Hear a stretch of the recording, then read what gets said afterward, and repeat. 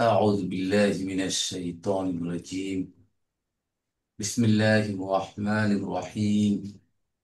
ربي جدني علما، ربي جدني علما، ربي جدني علما. رب اشرح لي صدري ويسر لي أمري واحلل عقدة من لساني يفقه قولي. السلام عليكم ورحمة الله وبركاته. ওয়ালাইকুম আসসালাম রহমতুল্লাহ ওবরাকাত। আলহামদুলিল্লাহ সুম্মা আলহামদুলিল্লাহ, অনেকদিন পর আমরা নতুন একটা সূরা কাহাফের তাকিমত তাকিব শুরু করতে যাচ্ছি। আপনার সবাই ভালো আছেন? আলহামদুলিল্লাহ। আপনি কেমন আছেন স্যার? আলহামদুলিল্লাহ সুম্মা আলহামদুলিল্লাহ। সূরা কাহাফ কোরআনের 18তম সূরা, আয়াত সংখ্যা 110 এবং মক্কায় অবতীর্ণ হয়।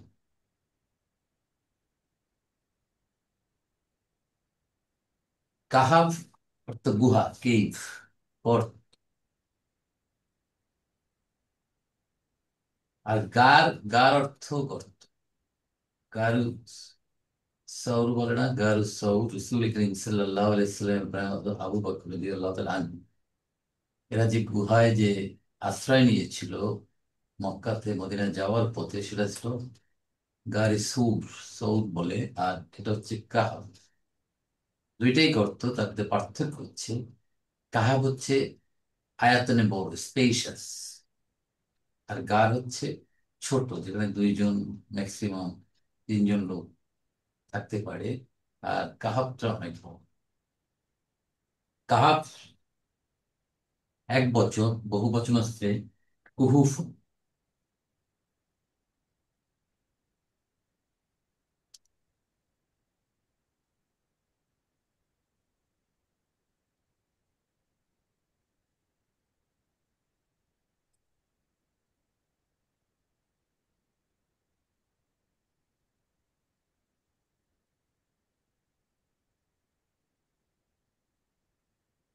কাহফু এর বহুত আছে।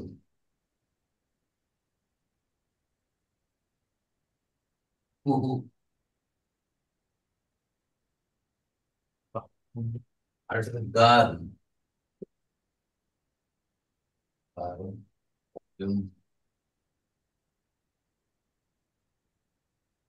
আর গোয়ার, দুইটাই গুহা।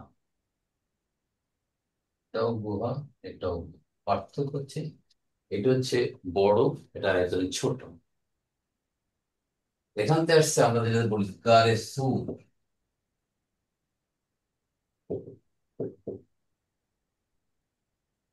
গারি তো। আর ওটা ওখান থেকে আসছে আমাদের আসহাবু, আসহাবুল কাহফি।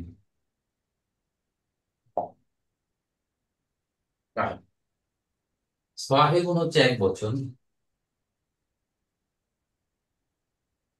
সাহেবুন। এর জমু হচ্ছে আসহাবু, আমরা সবাই জানি। আর সঙ্গী, কম্প্যানিয়ন। ঠিক আছে। এই তো এখান থেকে সূরাটির নামকরণ করা হয়েছে সূরা কাহাফ, সূরাতুল কাহফ।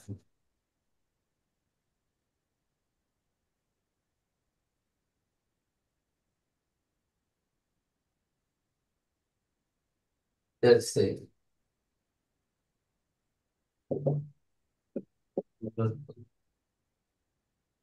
কাহফ, ঠিক আছে। গুহার অধিবাসী, গুহার সূরা, গুহার সংক্রান্ত যে সূরাটা, সেটা হচ্ছে সূরাতুল কাহফ। স্যার এখানে রাকিমি যেটা আছে, রাকিমি। হ্যাঁ হ্যাঁ, ওটা আসার সময় আমরা আলাপ করবো, আসতে তো রাখি তখন আলাপ করবো ওটা। ওই স্থানটার নাম বলছি তো রাখি। ইনশাল্লাহ আমরা যখন প্রসঙ্গ আসবে তখন আলাপ করবো। ঠিক আছে আরিফ ভাই? জি জি। ইনশাল্লাহ।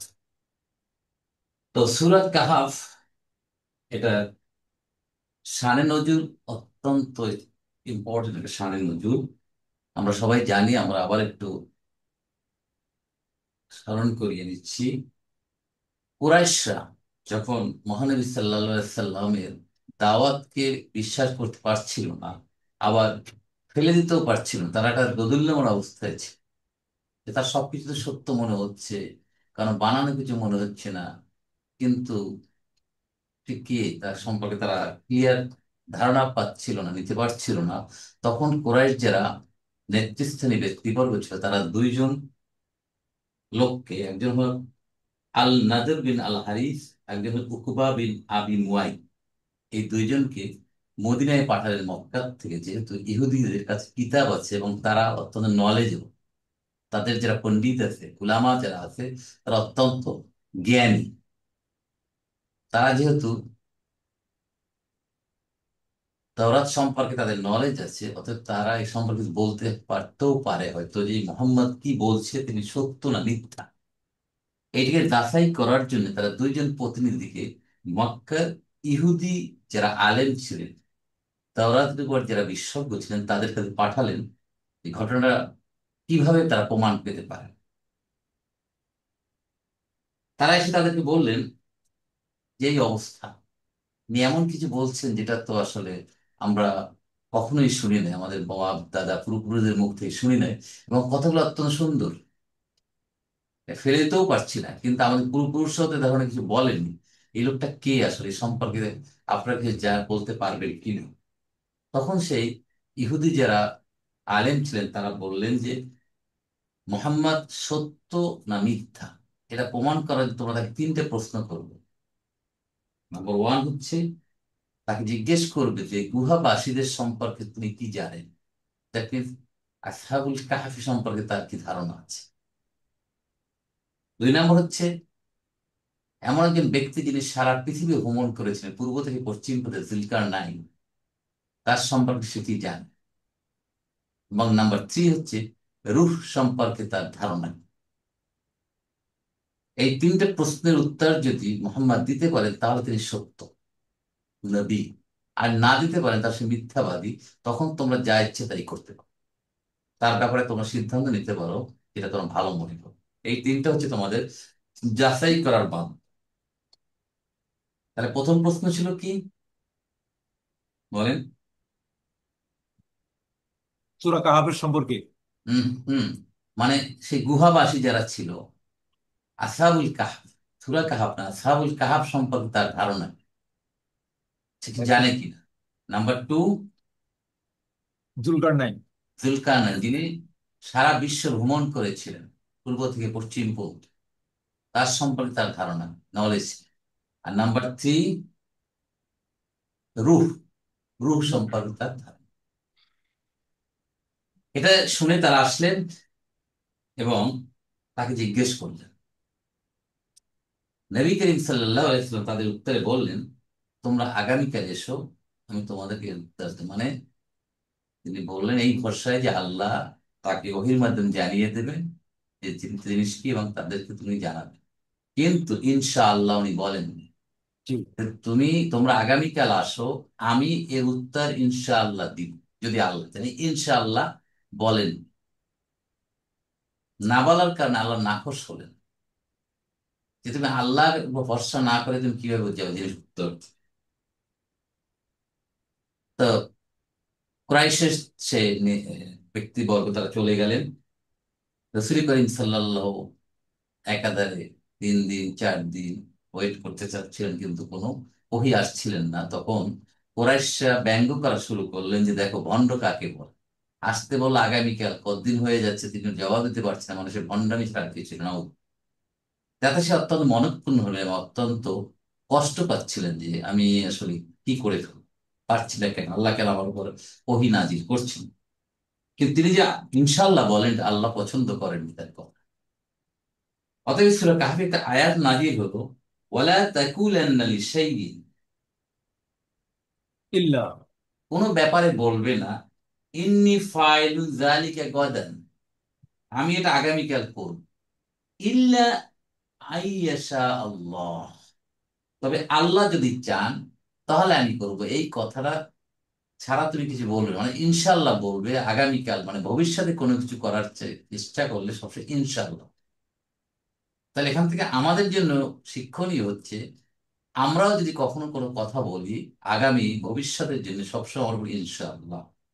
এটা ভুল কোন, এটা আমরা পরিবারের সবাইকে শিখাবো যে যে কোনো কাজ ভবিষ্যতে করতে পারবো, যেতে পারবো, আসতে পারবো, সবচেয়ে আল্লাহর উপর নির্ভর করে, হায়াতে বাঁচবো কিনা, সুস্থ থাকবো কিনা, সবচেয়ে আল্লাহর উপর নির্ভরশীল হতে ইনশাআল্লাহ বলতে হবে যে আল্লাহ যদি চান। এরপর আল্লাহ বলছেন ওয়াজকুর রব্বাকা ইদা নাসিতা, তুমি যদি ভুলে যাও আল্লাহকে স্মরণ করো, তোমার রবকে স্মরণ করো। অকুল, এবং বলো আশা আইয়াহদিয়ানি রব্বি লিআকরাবা মিন হাদা রশাদা, আল্লাহ আমাকে এর চেয়ে নিকটবর্তী সত্য পথে হেদায়েত দিবেন। এই আয়াত দুটো নাজিল হলো এই ইনশাআল্লাহ না বলার প্রেক্ষাপটে। Right, তাহলে তাদেরকে উত্তর দিলেন এবং তারা বুঝে ফেললেন যিনি একজন আল্লাহর পক্ষ থেকে অবিচ্ছিন্ন নবী রাসূল। সূরা কাহাফের গুরুত্ব এবং ফজিলত অত্যন্ত বেশি। সূরা কাহাফে চারটা ঘটনা বর্ণিত হয়েছে। একটা হচ্ছে আসহাবে কাহাফের ঘটনা, হযরত মূসা আলাইহিস সালাম এবং হযরত খিদর আলাইহিস সালামের ঘটনা, হযরত যুলকারনাইনের ঘটনা এবং যাজুজ মাজুজের ঘটনা। চারটা ঘটনাকে এই সূরার মধ্যে 100 আয়াতের মধ্যে বিভিন্ন জায়গায় বর্ণনা করা হয়েছে। আর দুই বন্ধুর কথা বলা আছে না একটা? যে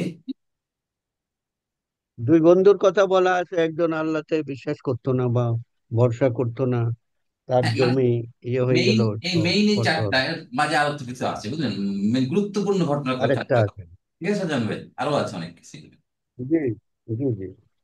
আয়াত 110টি আয়াতের ডিস্ট্রিবিউশন এভাবে হচ্ছে যে 1 থেকে 8 নম্বর আয়াত পর্যন্ত কোরআন একটা ভারসাম্যপূর্ণ কিতাব, কোরআনের পরিচয় দিয়েছিলাম। সেই সাথে দুনিয়ার চাকচিক্যের ব্যাপারে মানুষকে আল্লাহ সতর্ক করেছেন 1 থেকে 8 নম্বর আয়াত। 9 থেকে 31 নম্বর আয়াত পর্যন্ত আসহাবে কাহফের ঘটনা তুলে ধরা হয়েছে। আর এর মাধ্যমে দেখানো হয়েছে ইমানের পরীক্ষায় কিভাবে পাশ করতে হয়, আল্লাহর উপর তাওয়াক্কুল করলে আল্লাহ কিভাবে তার বান্দাকে রক্ষা করেন, তার প্রমাণ সূরা কাহফ, এই আসহাবে কাহফের ঘটনা। 32 থেকে 46 নম্বর আয়াত পর্যন্ত এই যে দুজন বাগান মালিকের ঘটনা, সাজান ভাই যেটা বলতেছেন, উল্লেখ যেখানে দেখানো হয় যে সম্পদ দিয়ে কিভাবে মানুষকে পরীক্ষায় ফেলা হয়। 47 থেকে 49 নম্বর আয়াত পর্যন্ত আমলের খাতায় ছোট বড় সবকিছু লেখা আছে দেখে অপরাধীরা কিয়ামতের দিন ভীষণ আফসোস করবে। 50 থেকে 53 নম্বর আয়াত পর্যন্ত ইবলিস সবসময় মানুষকে ধোঁকা দেওয়ার ধান্দায় থাকে, মানুষের জন্য সে এক বিরাট পরীক্ষা, তাকে কিছু দিয়ে অনুসরণ করা যাবে না।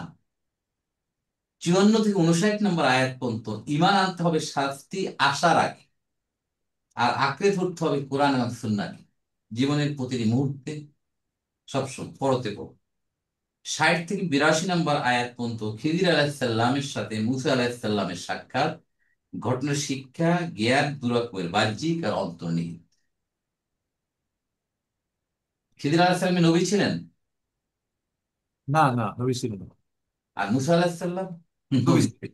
নবী ছিল। তাকেও দেখেন একজন নবী না, তার কাছে আল্লাহ কিভাবে শিক্ষা গ্রহণ করেন।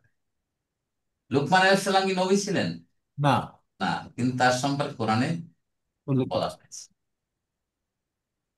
83 থেকে 101 নম্বর আয়াত জুলকারনাইনের অভিযান, ইয়াজুজ মাজুজের ঘটনা, ক্ষমতাবানের উচিত ন্যায় অন্যায় বুঝে সিদ্ধান্ত নেওয়া, এবং 102 থেকে 110 নম্বর আয়াত সমস্ত আয়োজন সে সবার ঠিকানা পরকাল সম্পর্কে বলা হয়েছে। এখন আমরা সূরা কাহাবের একটা ফজিলত নিয়ে আমরা একটা কথা বলে নিই। সূরা কাহাব আমরা সবাই জানি জুমার দিন, জুমাবারে সূরা কাহাব তেলাওয়াতের ফজিলত অনেক বেশি। যে ব্যক্তি জুমার দিন সূরা আল কাহাফ পড়বে তার ঈমানের নূর এই জুমা থেকে আগামী জুমা পর্যন্ত চমকাতে থাকবে। মিশকাত শরীফের 2175 নম্বর। যে ব্যক্তি সূরা আল কাহাফের প্রথম 10টি আয়াত মুখস্থ করবে তাকে দাজ্জালের অনিষ্ট হতে নিরাপদ রাখা হবে, মুসলিম এবং মিশকাতের। যে ব্যক্তি সূরা কাহাফ পাঠ করবে কিয়ামতের দিন তার জন্য এমন একটা নূর হবে যা তার অবস্থানের জায়গা থেকে মক্কা পর্যন্ত আলোকিত করে দেবে। আর যে ব্যক্তি ওর শেষ 10টি আয়াত পাঠ করবে তার জীবদ্দশায় দাজ্জাল বের হলেও সে তার কখনো ক্ষতি করতে পারবে না। এটা সিলসিলা সহিহ একটা গ্রন্থের বর্ণনা আছে। আরেক জায়গায় বর্ণনা রয়েছে যে ব্যক্তি জুমার রাতে সূরা কাহাফ পাঠ করবে তার জন্য স্বীয় অবস্থানের জায়গা হতে পবিত্র মক্কা পর্যন্ত নূর। আর জুমার দিনে তেলাওয়াত তো অত্যন্ত বরকত। হযরত আলী রাদিয়াল্লাহু তাআলা আনহু বলেছেন, সূরা কাহাফ পড়া হলে মনের প্রশান্তি এবং এটা ফিতনা থেকে রক্ষা করে।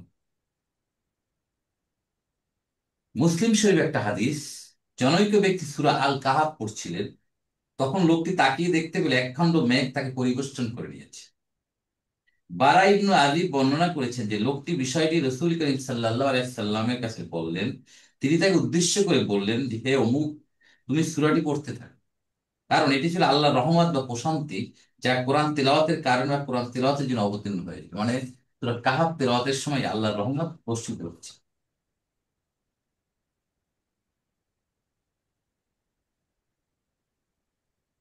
এই হলো সূরা কাহাফের ফজিলত। আমরা সবাই চেষ্টা করব জুমার দিনে অন্ততপক্ষে সূরা কাহাফটা একবার তেলাওয়াত করার।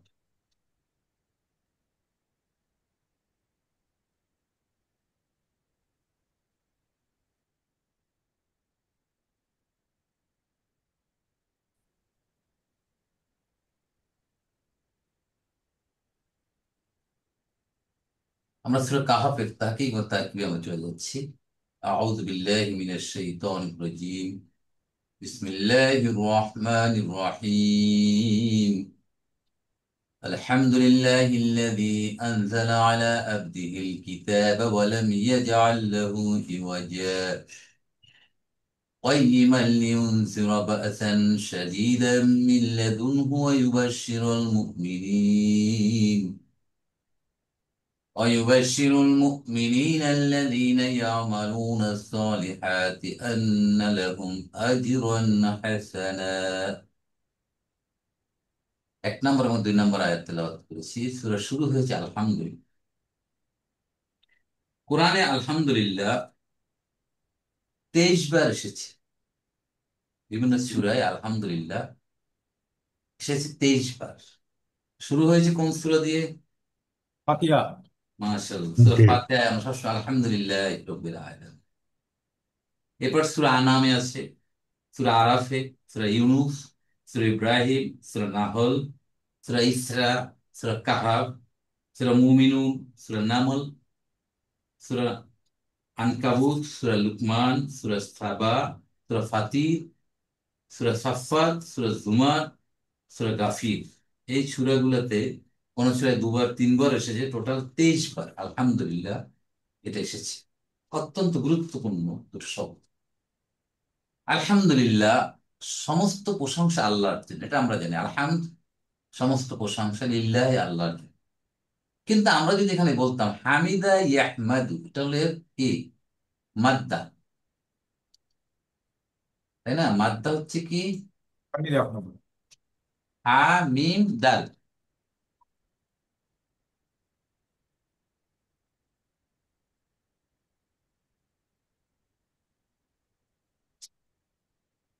হা মিম দাল, রুট। লেখাতে আসছে হামিদা ইয়াহমাদু। কোন বাপ? সামিয়া। سامية হামিদা سامية اسمه. মাদ্দাতে হামদুন। হামদুন مم. প্রশংসা করা। তাহলে ইয়াহমাদু সেই প্রশংসা করে বা করবে, তাহলে আমি প্রশংসা করি বা করব? আহমদ। أحمد. আহমাদু। আমরা প্রশংসা করি নাহনু। أحمد. নাহমাদু। নাহমাদ। মাশাআল্লাহ। এখন আমি আল্লাহর প্রশংসা করি, কি হবে? আহমদুল্লাহ। আহমাদুল। মাদুল্লাহ। লাহা। কি বলেন, কি হবে আরো? হামদুল্লাহ। না না, হামদুল্লাহ। আহমাদুল্লাহু হবে না, আহমাদুল্লাহ হবে। আহমদুল্লাহ। لا ها هو بزر. এটা মাফুল, তাই না? নাহমাদুল্লাহ, দেখেন এই জিনিসটা হচ্ছে এই। হ্যাঁ, আমি আল্লাহ তাআলার প্রশংসা করছি, আমরা আল্লাহ তাআলার প্রশংসা করছি। কিন্তু এটা না বলে আল্লাহ কেন এখানে বললেন আলহামদুলিল্লাহ? দিস ইজ আলহামদুলিল্লাহ, এই আলহামদুলিল্লাহ। এটা দিয়েও তো অর্থ প্রকাশ পাচ্ছে যে আমরা আল্লাহর প্রশংসা করছি। তা না বলে আল্লাহ জুমলাতুল ফেলিয়ে না গিয়ে আল্লাহ জুমলাতুল ইসমিয়ে চলে গেলেন আলহামদুলিল্লাহ। সমস্ত প্রশংসা আল্লাহর জন্য। What is the difference between this and this? এটা একদিন বলছিলেন স্যার আপনি আলোচনায়, সেটা হচ্ছে যে রাইট। কেউ আমরা প্রশংসা করি বা না করি, কিন্তু সকল প্রশংসা আল্লাহরই জন্য। দেখুন, আহমদুল্লাহ আমি পোশাক ডিপেন্ডস অন মি, আমার জন্য যে আমি করতেও পারি নাও করতে পারি। না আহমদুল্লাহ আমরা করি বা করতে পারি নাও পারি, এটা আমার উপর আপনার আমাদের উপর রয়েছে। করলে করলাম, না করলে না। কিন্তু আল্লাহ কারো উপর তার প্রশংসা নির্ভর করছে না। সে নিজেই চ্যালেঞ্জ করে আলহামদুলিল্লাহ, তোমরা করো বা না করো সমস্ত প্রশংসা আল্লাহর জন্যই হতে হবে, কারণ তোমাদের প্রত্যেকটা জিনিস আমার দেওয়া। আরে শ্বাস প্রশ্বাস নিচ্ছি, আল্লাহ দিচ্ছে আলহামদুলিল্লাহ। সুস্থ আছি, কার জন্য? আলহামদুলিল্লাহ, তাই না? অতএব করতেই হবে। অতএব তোমরা করো বা নিজেরা প্রশংসা করো কেন, তোমাদের এটা আমার জন্যই প্রশংসা, আমি এর হকদার, আমি এর কি পাওয়ার দাবিদার হচ্ছে আমি। এই জন্য আল্লাহ আলহামদুলিল্লাহ, আল মানে কি এখানে প্রশংসাটি আল্লাহর জন্য, তাই হবে বাংলা। এটা বাংলা কি? সমগ্র প্রশংসা। প্রশংসাটি আল্লাহর জন্য। না, সকল প্রশংসা। এই এটা হবে নো। এই যে আল, এই আল, এই আল হলে আল ইস্তেগরাক, মানে সমগ্র টোটালিটি বুঝাচ্ছে। আল দিয়ে বুঝাচ্ছে টোটালিটি, ঠিক আছে? জি স্যার। টোটালিটি, যত ধরনের প্রশংসা আছে সবকিছুই আল্লাহর জন্য। মানুষ কোনো প্রশংসার দাবি দেন না, পেতে পারে না। সব প্রশংসা আল্লাহ পাবেন, আল্লাহই তার যোগ্য। এই জন্য আল, এই আলটা হচ্ছে তাই বুঝাচ্ছে আলহামদুলিল্লাহ, সমস্ত প্রশংসা আল্লাহর জন্য। এবং সেটা সূরা ফাতিহা দিয়ে আল্লাহ শুরু করছেন। আল্লাহ ওখান থেকে আমাদের শিখাচ্ছেন, যেটা আমরা প্রতিনিয়ত সালাতের ভিতরে আমরা পড়ছি। আমাদের এখান থেকে প্রথমে আল্লাহ শিখিয়ে নিচ্ছেন যে তুমি সবকিছুর প্রশংসা আল্লাহ, এটা দিয়ে তুমি শুরু করো। তাহলে আলহামদুলিল্লাহ, তাহলে আলহামদুলিল্লাহ এটা কি জুমলাতুল ইসমিয়া? তা জি। জুমলাতুল ইসমিয়া হলে আমাদের আলহামদুটা কি? মুক্তাদা। মারফু। যে মুক্তাদা। মুফতাদা, মুফতাদা, মুফতাদা মারফু হয়। আমাদের সে আগের কথা, আমরা একটু স্লো যাই, অনেকে রিভিশনটা হয়ে যায়। যারা একটু উইক আছেন, যে একটু স্ট্রং আছেন, তারা একটু সবর করবেন, যাতে আমরা সবাইকে নিয়ে যার। যারা কনফিউশন প্রশ্ন করবেন, আপনারা কোনো সন্দেহ রেখেন না, আমরা আগাবো ক্লিয়ার করি। আলহামদু হচ্ছে মুফতাদা মারফু। মারফুর এখানে আলামত কি? দাম্মা, পেশ। তাহলে এখন খবর খুঁজতে হবে। খবর কোথায়? লিল্লাহি। খবর কোথায়? লিল্লাহি। লিল্লাহে। লিল্লাহের মধ্যে কি কি আছে? দুটো। লি একটা, আল্লাহু একটা। লি হচ্ছে হরফু জার, আল্লাহ জারের কারণে মাজরুর হয়েছে লিল্লাহি, ঠিক আছে? এখন আল্লাহ নিয়ে আমরা বলেছিলাম যে আল্লাহটা এটা কি? আলিফ লাম কি এখানে আছে আল্লাহর সাথে? আছে স্যার, আছে।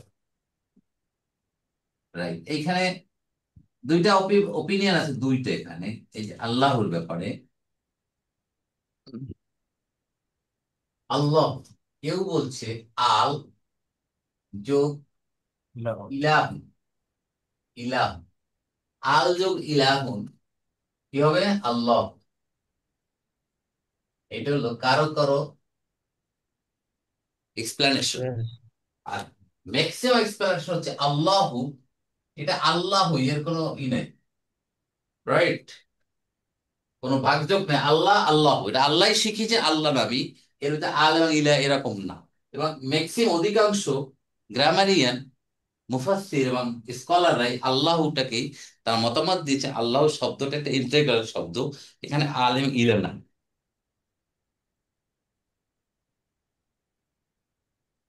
ইউনিক আর কি স্যার, যে ইউনিক আর কি এটা স্যার, বুঝি না? ইউনিক শব্দ আর কি হ্যাঁ, এটা স্যার, ইউনিক ইউনিক শব্দ, এটা রাইট রাইট, কারেক্ট কারেক্ট। তাহলে যার মাজরুর হয়ে আমরা কি পড়তাম? জারুন মাজরুরুন শিবু জুমলা। মনে আছে শিবু জুমলার কথা? জুমলার মতো, মতো। খাবার, খাবার হয়ে গেল। এখন এর সাথে খবরের সাথে এক্সপেনশন আছে, দেখেন এক্সটেন্ডেড জিনিসপত্র আছে এখন অনেক। আল্লাযী আনজালা আলা আবদিহিল কিতাব ওয়া লাম ইয়াজআল লাহু ইওয়াজা। তাহলে প্রশংসা আল্লাহর জন্য, সেই আল্লাহ কে তার বর্ণনা করছেন পরবর্তী বাক্যে। আল্লাহরই যিনি। তাহলে যিনি যখন বললাম তাহলে আল্লাহর কি হয়ে গেল সেটা এখন? নাত। নাচ হতে পারে, কেউ বলছে বদল, ঠিক আছে, বা নাতেই আমরা যাই, নাচ। সে আল্লাহর গুণ হচ্ছে আল্লাযী, যিনি আনসালা, নাজিল করেছেন, আলা, উপরে, আবদিহি, তার গোলামের উপর। কি নাজিল করেছে? কিতাবা, কিতাব, দ্যাট মিনস কোরআন শরীফ, পবিত্র কোরআন।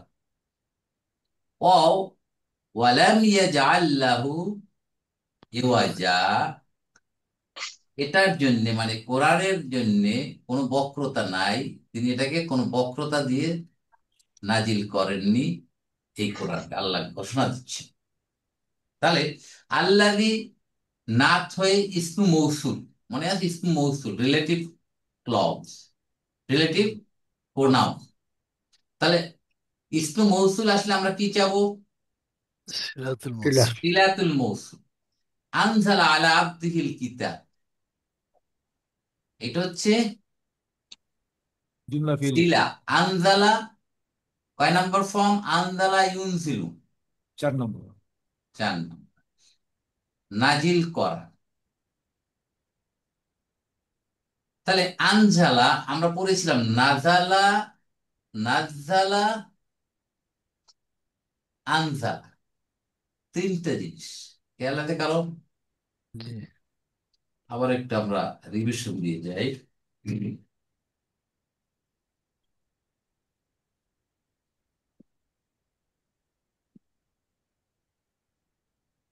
তিনটারই মাত্রা হচ্ছে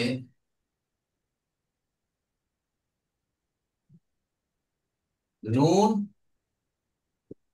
দাল, হ্যাঁ, লাম। একটা হচ্ছে নাজালা, নাজালা, তারপর কি হবে? ইয়ান জিলু। কয় নাম্বার বাপ? মান।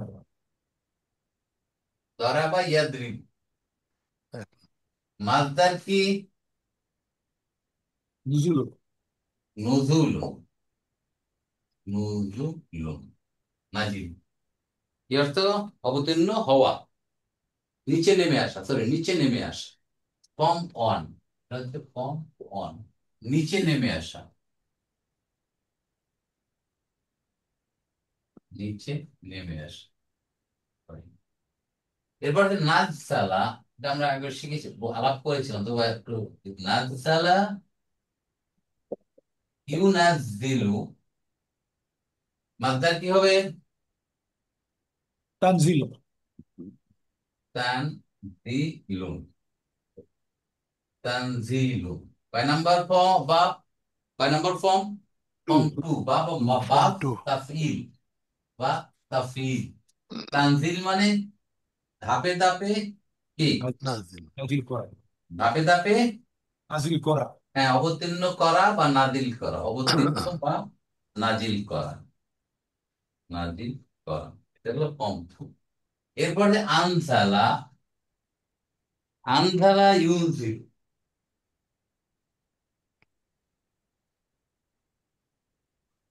আনসালা, আনসালা ইউনজিলু, ইনজালু, ইনজালু, কয় নম্বর ফর্ম? Form four. এর অর্থ কি? একত্রে, একত্রে নাজিল করা, একত্রে নাজিল করা। যেমন নিচে নেমে আসা, নাজ্জালতু মিনাস সাইয়ারাতি, আমি গাড়ি থেকে নেমে আসলাম।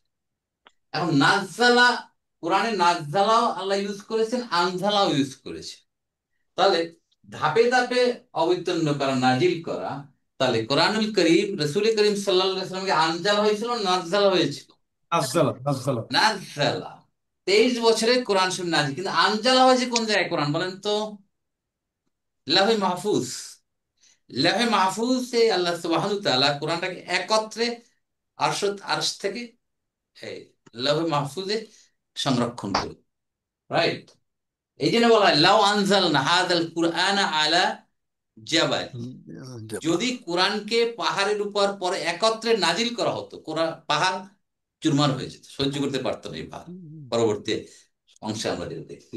তাহলে এই হলো তিনটা, নাজালা, নাজালা, আনজালা, এই চারটা পার্থক্য, যেটা বেসিক পার্থক্য। তারপরে আরশ থেকে, আরশে আজিম থেকে লৌহে মাহফুজে একবারে নাজিল। Yes, yes, right. তাহলে এখন আমরা আল্লাহ সুবহানাহু ওয়া তাআলা এখন এখানে কি বলছেন দেখেন। স্যার এখানে ফর্ম থ্রিটা নাই না স্যার? না জালা এই নাই না, না? ফর্ম থ্রিটা নেই, ফর্ম থ্রিটা নেই। নাই, আচ্ছা। তাহলে আনজালা ফেলু মাদিন, ফাইল মুস্তাতির, হুয়া ইয়াউদু আলা আল্লাযী, এই হুয়া আল্লাযী কি বোঝাচ্ছে? যিনি, মানে আল্লাহ সুবহানাহু ওয়া তাআলা। আলা যার, আবদি মাজরুর, অহু মুদাফ, হি মুদাফ ইলাইহি, তার আব। তাহলে হি কে এখানে, হু কে এখানে? রাসূল সাল্লাল্লাহু আলাইহি ওয়াসাল্লাম। রাসূল করিম সাল্লাল্লাহু আলাইহি সাল্লাম, তার আব। তাহলে দেখেন, আল্লাহর গোলাম হওয়া, আল্লাহর আব্দ হওয়া হলো সবচেয়ে বড় সফলতা। জি। আমি যদি আল্লাহর গোলাম হতে পারি, আল্লাহ যদি আমাকে গোলাম হিসেবে মেনে নেন, গ্রহণ করতে পারেন, আমি গুণাবলী দিয়ে আল্লাহর দাসত্ব এমন ভাবে করে যাচ্ছি যে আল্লাহ গোলাম হতে পারছি, এটি হলো আমাদের জীবনের বেস্ট অ্যাচিভমেন্ট। এই জন্য আল্লাহ বলছে তার গোলামের, এখানে বলেন আলা রাসূলিল্লাহ, বুঝছেন? তাহলে আনজালার মাফুল হচ্ছে কিতাবা, কিতাব নাজিল করেছেন, দ্যাট মিনস আল কোরআন। তাহলে আল্লাযীর সিলা হচ্ছে, সরি, আল্লাযীর সিলা হচ্ছে আনজালা আলা আবদিল কিতাব, এই জুমলাতুল ফেলিয়ে হয়ে সিলা, সিলাতুল মুসলিম। সিলাতুল মৌসুল, ইসমু মৌসুল সিলাতুল মৌসুল মিলে হচ্ছে আল্লাহর এখানে নাত, আচ্ছা। নাত, গুণ। সে আল্লাহকে, যিনি তার বান্দার প্রতি, তার গোলামের প্রতি, তার আব্দের প্রতি কিতাব নাজিল করেছে। তা এখন প্রশ্ন হচ্ছে, আমরা তো একটু আগেই বললাম 23 বছরের নাজ্জালা হয়, তাহলে আনজালা কেন আসবে? কি সবৃদ্ধি হয়ে গেল না কথাটা? জি। বলেন এর সমাধান কি, সলিউশন কি? আমি তো একটু আগে বললাম যে রসুল নাজ্জালা হয়, তার এখন এসে গেলো আনজালা, তাহলে কি আমি কি কি কথা বললাম বলেন তো? বলেন তো কি হতে পারে এখানে? মানে স্যার মানে একেবারে কোনো সন্দেহ নেই আর কি, বোঝাচ্ছে আর কি এটা স্যার। না, এখানে ব্যাখ্যায় যেটা আসছে, যে আনজালা বোঝাচ্ছে লেহে মাহফুজ আল্লাহ পাঠিয়েছেন, ও কোন থেকে? আচ্ছা আচ্ছা। সে গোলামের উপর, তার বান্দার উপর পাঠিয়েছেন, ঠিক আছে? এই, কিন্তু স্যার আলা আব্দি যে হুম। এখানে যা লৌহে মাহফুজ উপরে হ্যাঁ, যাওয়ার। লহে মাহফুজে তো প্রথম আসছে, তারপর তার কাছে আসছে, সেটাই এখানে এভাবে প্রকাশ করছে ব্যাখ্যায়। এরপর কি বলছেন? ওয়ালাম ইয়াজআল লাহু ইওয়াজা, ঠিক আছে? এওয়াজা, এওয়াজুন অর্থ হচ্ছে বক্রতা, ঠিক আছে? এওয়াজুন হচ্ছে বক্রতা। অওটা কি এখানে? আতফিন, আতফিন। হ্যাঁ, রাইট। কেউ বলছে হরফ আতফিন, কেউ বলছে অ হালিয়া, মানে কিতাবটা অবস্থাটা কি, যার ভিতরে কোনো বক্রতা নেই, এভাবে একটা ব্যাখ্যা আসছে, বুঝতে তাহলে তো পারছেন? তাহলে হালটাই তো বেশি অ্যাপ্রোপ্রিয়েট। হাল, হালটা হচ্ছে লাম ইয়াজআল লাহু ইওয়াজা, এই সেন্টেন্সটা হচ্ছে হাল, যে কিতাবটা, কোরআনটা কেমন অবস্থায় নাযিল, যার ভিতরে কোনো বক্রতা নেই। মানে কিতাবের কিতাবের ডেসক্রিপশন। রাইট, যার ভিতরে কোনো ডেভিয়েশন নেই, মিসগাইডেন্স নেই, স্ট্রেইট। আবার কেউ বলছে অ হরফ আতফিন দিয়ে একটা সেপারেট সেন্টেন্স, অর্থাৎ দুইটাই ঠিক। তাহলে যদি আমরা বলি লাম ইয়াজআল লাহু ইওয়াজা হাল, তাহলে জুলহাল কি? লাহু মানে হু, হু না, না, এর ভিতরে তো হু হচ্ছে কি, কোরআন, কিতাব। কিতাব, কিতাবের জন্য কোনো বক্রতা নাই। ফুল কিন্তু কিতাব। লাম ইয়াজা আল্লাহ ইয়াজা, এটা তো পুরো জুমলাতুল ফেইলিয়া যদি হয় হাল, তাহলে আমরা কাকে খুঁজবো? জুল হাল। এই হাল, এই হালের অধিকারী কে? জুল হাল মানে অধিকারী কে, এটার মালিক কে? কিতাব, কিতাব। কিতাব। কিতাব। কিতাবটাকে ডিসক্রাইব করা হচ্ছে এই কথা বলে, এই হলো হাল এবং জুল হাল, সহজ জিনিস, সরি। তাহলে ও যদি প্রথম হরফ আতফিন ধরে নেই, নো প্রবলেম। লামটাকে কি বলা হয়? হারফুন নাজমিন নাফ। জাজমিন কালবিন। নাজবিন না, হরফুন নাফিন, নাফিন, নাফিন হবে জাজমিন, স্যার, না। কলবিন। নাফিন যেই বলে। নেগেশন করবে, মুদারির অর্থকে মাদি করে দিবে এবং মাজজুম করে দিবে। জালা ইয়া জালু, সৃষ্টি করা, তৈরি করা, বানানো, বিভিন্ন অর্থ আসে। এটা হচ্ছে ইয়া জালু, সে বানায়, রাখা, বানায়নি, তৈরি করেনি, এর ভিতরে রা ইত্যাদি অর্থ। তাহলে লামের কারণ হয়ে গেল ইয়া জাল, মাজজুম হয়েছে, আর অর্থ হয়ে যাবে পাস্ট, মানে তিনি করেন নাই বানাননি লাহু, এটাকে, কিতাবকে। কিতাবকে বানাননি, এওয়াজ, বক্র, মানে এওয়াজনটা কি হবে তাহলে? হাল হাল।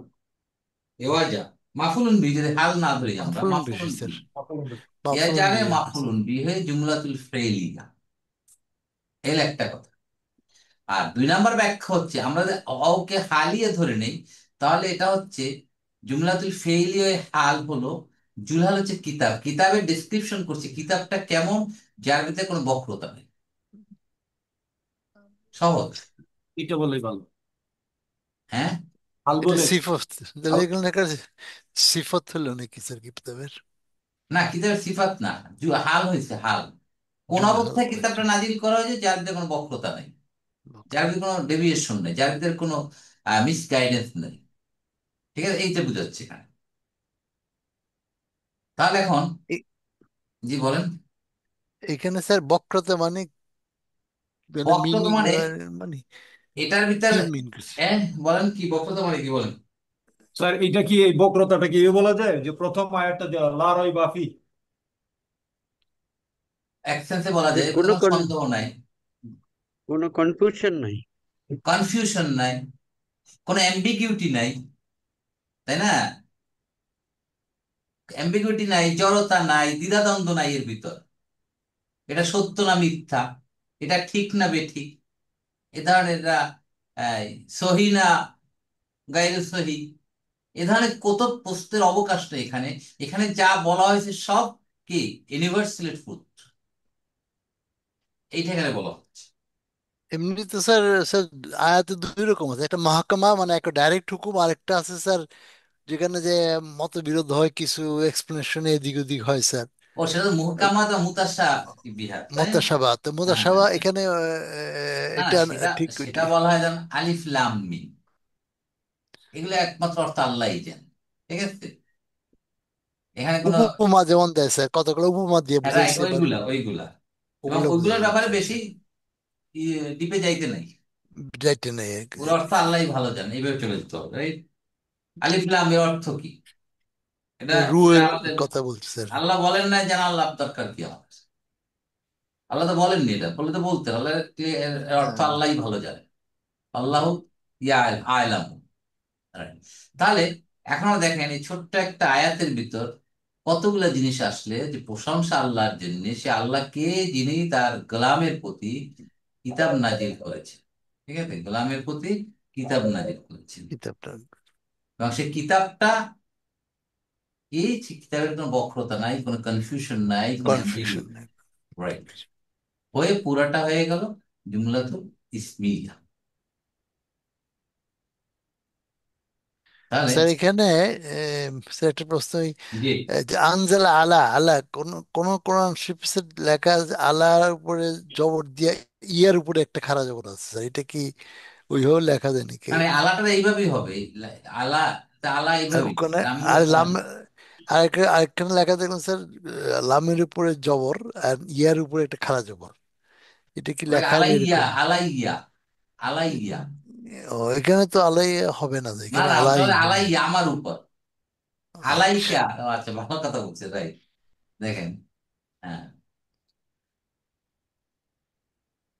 কিন্তু আলিফ মাকসুরা বুঝাইতে স্যার একটা খাড়া জবর দিয়ে রাখে। কোনটা? আলিফ মাকসুরা বুঝানোর জন্য ইয়ার উপর একটা খাড়া জবর দিয়ে রাখে।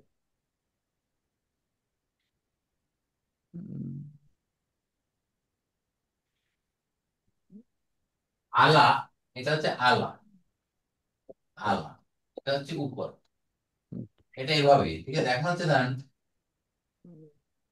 আলা, আলা যোগ কা, কি হবে? আপনার উপর, তাই না? লাইকা। তখন হয়ে যাবে, দেখেন তখন এই যে ডটলেস ইয়াটা ডটেড হয়ে যাবে তখন, ভিজিবল হয়ে যায়। আলাই কা হয়ে গেল। আলাই কা আর আলা যোগ ইয়া মুতাকাল্লিম, আমার উপর। আলাইয়া। তাহলে কি হবে দেখেন, এই ইয়া চলে আসলো, এই ইয়ার মতো, বুঝলেন নাজুল ভাই? জি স্যার, ইয়া, এই ডটলেস ইয়া ইয়ার ফর্মে চলে আসলো। এই আবার এই ইয়াটা তো আবার আছে ইয়াটা, তাই না? এইভাবে ধরে নিই আমরা, এই আলাই, এখানে আবার এইরকম হবে, এইরকম হবে। এখন এইটাকে এখন হচ্ছে কি ডাবল তাসদিদ হয়ে যাবে, আলাই কি, ইয়া। ইয়া ইয়া হ্যাঁ আলাই, আলাইয়া। আলাই, হ্যাঁ এই আলাই, এইভাবে এইভাবে দেখাচ্ছে না, না এইভাবে, কোনটা এইভাবে বলতে, এইভাবে এই, না ওই যে, না না, তসদিদ ছাড়া দেখাচ্ছে স্যার, এইটা পরেরটা বোধহয় কিন্তু না, এটা ঠিক না, এটা ঠিক না। না আলাইয়ার উপর যদি লিখতে চাই আমরা তসদিদ লাগবে, কিন্তু ওই যে কোরআন মজিদে অনেক ক্ষেত্রে লেখা আছে ইয়াটার উপর একটা খাড়া জবর। খারাপ রাইট রাইট, জবর আছে। হ্যাঁ, লেখার স্টাইল শুনুন ব্যাপার, হ্যাঁ আপনি এইভাবে আছে, এইভাবেই, এইভাবে। ইয়ার উপর খাড়া জবর। এই তাই না, এই, এইভাবে এইভাবে লেখে, জি জি জি, এটা বাট ওটা আলাইয়া, ওটা হবে আলাইয়া, না আলাইয়াটাকে ওভাবে কিন্তু প্রকাশ করছে। ডটটা নাই স্যার, ইয়ার ডট নাই স্যার, ইয়ার ডটটা নেই, আলা ইয়া লিখছে তাই এটা আলাই হবে, আলাই ইয়া তো হওয়ার কথা না এখানে স্যার।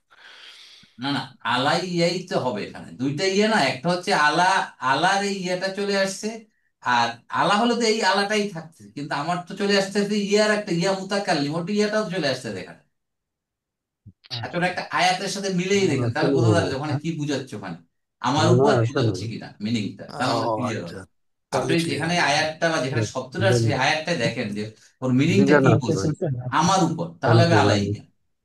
ঠিক আছে না তো ভাই? জি। ওকে, আলহামদুলিল্লাহ। তাহলে আমরা আজকের এই এক ইন্ট্রোডাকশন দিন, যেহেতু আমরা প্রথম অক্টোবরে আজকে আমরা সীমাবদ্ধ থাকবো ইনশাআল্লাহ। তাহলে আলহামদুলিল্লাহ আল্লাযী আনজালা আলা আবদিহিল কিতাবা ওয়া লাম ইয়াজআল লাহু ইওয়াজা। তাহলে জি আচ্ছা। এইটার এটা আসতে করতে মাদ্দা কি এটা? আব্দুল আবাদা। আবাদাল। মনে আইন আছে তো? আবাদা। আইন বাদাল। আইন আইন বাদ, এটা তো বাদা। আমরা সূরা ফাতিহায় পেয়েছি, ইয়াকা না'বুদু ওয়া ইয়াকা নাস্তাইন। আবাদা, ইয়া স্যার। আবাদা, আবাদা ইয়াবুদ, মাদ্দার কি? আব্দুল, আবাদা ইয়া আবাদা। আব্দুল, আর কি হতে পারে?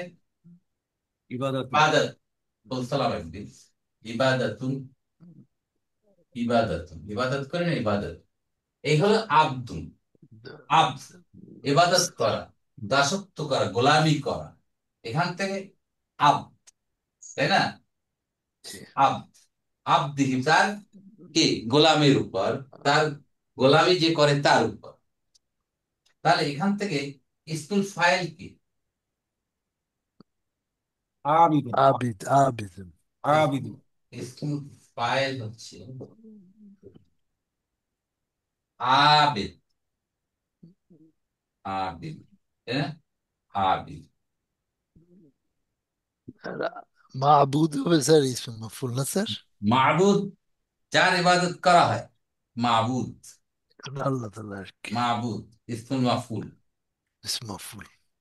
ওকে ফাইন, আলহামদুলিল্লাহ। তাহলে আমরা সূরা কাহাফের আমরা এই ভূমিকা, ব্যাকগ্রাউন্ড এবং এর ফজিলত আলাপ করলাম, এর কোন প্রেক্ষাপটে নাজিল হয়েছিল সেটা আলাপ করলাম, এবং প্রথম আয়াতটা আমরা সংক্ষিপ্ত তার্কিক করতে পারবো আলহামদুলিল্লাহ।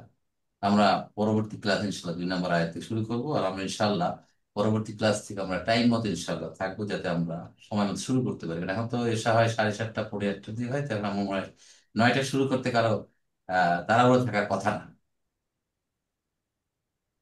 তা আলহামদুলিল্লাহ আমরা সবাই চেষ্টা করব একদিন আব্দ হওয়ার জন্য, আল্লাহ সুবহানাহু ওয়া তাআলা গোলাম হওয়ার চেষ্টা করব, আল্লাহ। এবং সেটাই সবচেয়ে আমাদের বড় অ্যাচিভমেন্ট, বড় সাকসেস। আল্লাহ আমাদের সবাইকে কবুল করুন। আমিন সুম্মা আমিন, আমিন, আমিন। জাযাকুমুল্লাহ খাইর। সুবহানাকা আল্লাহুম্মা ওয়া বিহামদিকা নাশহাদু আল লা ইলাহা ইল্লা আনতা নাস্তাগফিরুকা ওয়া নাতুবু ইলাইক। আসসালামু আলাইকুম ওয়া রাহমাতুল্লাহি ওয়া বারাকাতুহু।